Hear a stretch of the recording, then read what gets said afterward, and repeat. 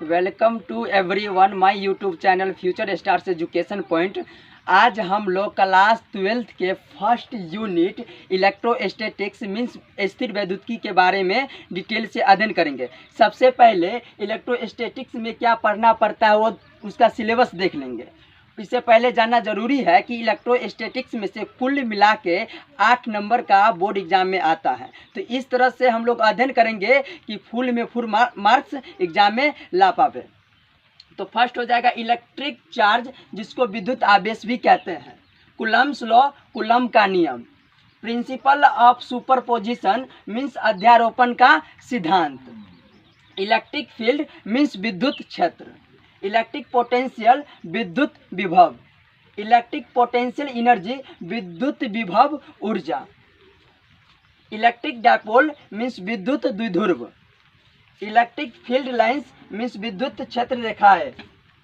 Flux of electric field विद्युत क्षेत्र का प्रवाह। गैस लो, गैस का नियम। कंडक्टर मीन्स चालक। इलेक्ट्रोस्टैटिक प्रेशर मीन्स विद्युतीय दाब। इसको बारी बारी से हर एक टॉपिक को डिटेल से अध्ययन करेंगे। इलेक्ट्रोस्टैटिक्स मीन्स स्थिर वैद्युतिकी। Electrostatics is the branch of physics.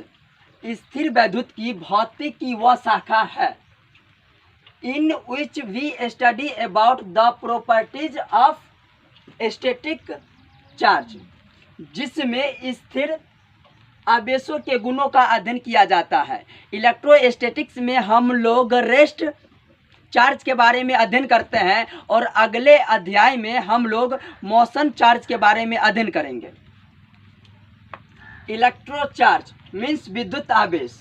Electro charge is a property of a body due to which produce and experiences electric field and magnetic field. विद्युत आवेश किसी वस्तु का वह गुण है जिस गुण के कारण हम लोग electric field and magnetic field का अनुभव करते हैं एवं उत्पन्न किया जाता है, उसे विद्युत आवेश कहते हैं। Types of electric charge means विद्युत आवेश के प्रकार। विद्युत आवेश दो प्रकार के होता है। फर्स्ट पॉजिटिव चार्ज मीन्स धन आवेश। धन आवेश को प्लस से सूचित किया जाता है। सेकेंड निगेटिव चार्ज मीन्स ऋण आवेश। ऋण आवेश को माइनस से सूचित किया जाता है।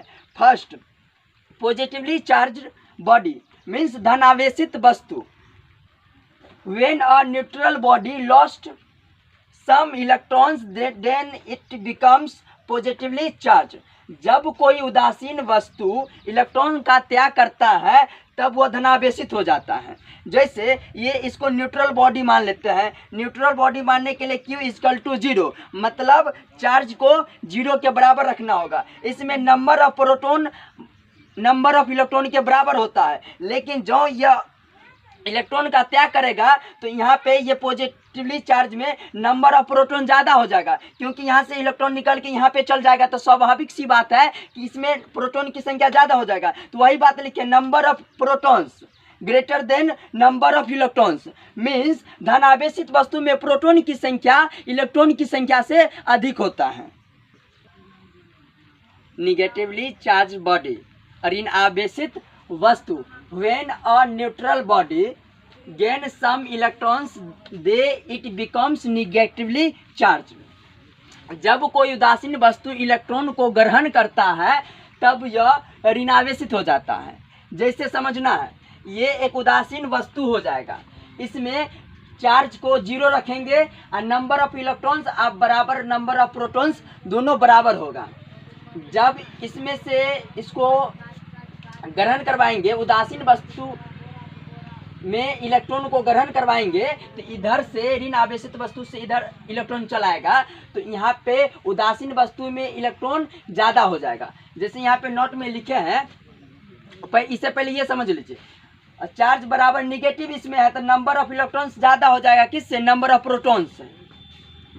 तो ऋण आवेशित वस्तु में इलेक्ट्रॉन की संख्या प्रोटॉन की संख्या से अधिक होता है। अब फर्स्ट में इसके बारे में जान लेना है कि विद्युत आवेश का गुण क्या है। SI सिस्टम में, SI कहने का मतलब है या SI का फुल फॉर्म होता है इंटरनेशनल सिस्टम। इंटरनेशनल सिस्टम में विद्युत आवेश एक व्युत्पन्न भौतिक राशि है। विद्युत आवेश एक अदिश राशि है। राशि दो प्रकार से होता है, एक अदिश राशि होता है जिसको स्केलर क्वांटिटी भी कहते हैं, और स्केलर क्वांटिटी या अदिश राशि का डिफिनेशन होता है जिसमें केवल परिमाण होता है, उसे अदिश राशि कहते हैं। और वेक्टर क्वांटिटी जिसको सदिश राशि भी कहते हैं, उसका डिफिनेशन होता है जिसमें परिमाण और दिशा दोनों होता है, उसे वेक्टर क्वांटिटी कहते हैं। तो अभी हम लोग को अदिश राशि की जरूरत है, उसको समझना है। विद्युत आवेशों को साधारण बीजगणितीय विधि द्वारा जोड़ा या घटाया जाता है। यहाँ पे जैसे a+b आप c+a इस तरह से जोड़ या घटाव कर सकते हैं, लेकिन जब वेक्टर क्वांटिटी रहता है ना तो उसमें वेक्टर साइन का यूज करते हुए बताया जाता है। आगे की क्लास में ये सब बातें बताई जाएगी। विद्युत आवेश का SI मात्रक एम्पियर सेकेंड होता है, जिसे कूलम भी कहते हैं। 1 एम्पियर सेकेंड बराबर 1 कूलम होता है, ये हमेशा याद रखना है। अब जानेंगे कि 1 कूलम होता क्या है। यदि किसी चालक तार से 1 एम्पियर विद्युत धारा प्रवाहित हो रहा हो तो चालक के किसी अनुप्रस्थ काट से 1 सेकेंड में प्रवाहित आवेश 1 कूलम कहलाता है। कूलम्स लॉ समझना है। देखिए, आवेश को Q से सूचित किया जाता है और Q बराबर I गुने T होता है। यहाँ पे अगर किसी चालक तार में 1 एम्पियर की विद्युत धारा प्रवाहित किया जाए तो किसी अनुप्रस्थ काट से 1 सेकेंड में प्रवाहित धारा को 1 कूलम कहते हैं। यहाँ पे अगर I मतलब आवेश को 1 एम्पियर सपोज कर लिया जाए, T बराबर 1 सेकेंड मान लिया जाए, तो Q बराबर 1 एम्पियर सेकेंड हो जाएगा। Q बराबर 1 एम्पियर सेकेंड को 1 कूलम कहते हैं। अब उसका अगला देखना है, विद्युत आवेश के विमीय सूत्र IT या AT होता है। जैसे इसको अगर निकालना होगा विमीय सूत्र को, डायमेंशन फार्मूला को, तो इस तरह से निकालेंगे। हमको पता है कि Q बराबर IT होता है, तो Q का डायमेंशन A बराबर में I का डायमेंशन इंटू में T का डायमेंशन। तो यहाँ पे Q का डायमेंशन Q हो जाएगा और I का डायमेंशन कैपिटल I और T का डायमेंशन कैपिटल T हो जाएगा। अगर कहा जाए कि विद्युत आवेश का विमीय सूत्र या डायमेंशन फार्मूला बताने के लिए तो IT या AT दोनों बोल सकते हैं। नेक्स्ट है properties of electric charge, means विद्युत आवेश के गुण। पहला गुण है समान प्रकृति के आवेशों के बीच रिपल्सन मीन प्रतिकर्षण होता है।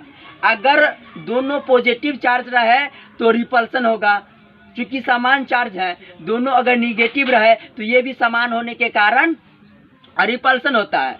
जैसे एक एग्जांपल ले लीजिए ना, जो हम लोग के दैनिक जीवन में अक्सर सुनने को देखने को मिलता है कि जब किसी से प्यार मोहब्बत रहता है तब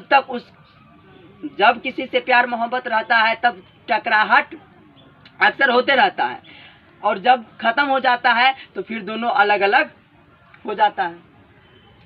आगे देखना है तथा विपरीत प्रकृति के आवेशों के बीच आकर्षण मीन्स अट्रैक्शन होता है।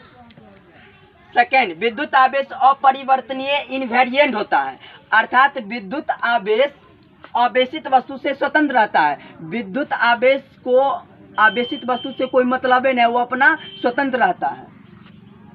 थर्ड, विद्युत आवेश को एक वस्तु से दूसरे वस्तु पर स्थानांतरित या ट्रांसफर किया जा सकता है। एज लाइक में जब किसी उदासीन वस्तु को आवेशित वस्तु के संपर्क में रखा जाता है तो विद्युत आवेश का स्थानांतरण आवेशित वस्तु से उदासीन वस्तु की ओर होने लगता है। नेक्स्ट है विद्युत आवेश संरक्षित रहता है। अब आगे देखेंगे कि विद्युत आवेश कैसे संरक्षित रहता है फिगर के द्वारा। आवेश का न ही निर्माण होता है और न ही उत्पन्न होता है, बस ये होता है कि एक जगह से दूसरे जगह जाके वो अपना संरक्षित रहता है।